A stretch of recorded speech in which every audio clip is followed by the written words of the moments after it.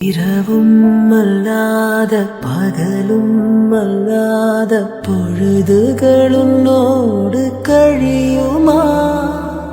தொடவும் கூடாத படவும் கூடாத இடைவெளி எப்போது குறையுமா? உன்னை அன்றி வேறொரு நினைவில்லையே, இனி எந்த உயிர் எனதில்லையே, தடையில்லை சாவிலுமே. உன்னோடு வர கண்கள் இரண்டால், உன் கண்கள் இரண்டால் என்னை கட்டி எழுத்தாய் எழுத்தாய் போ.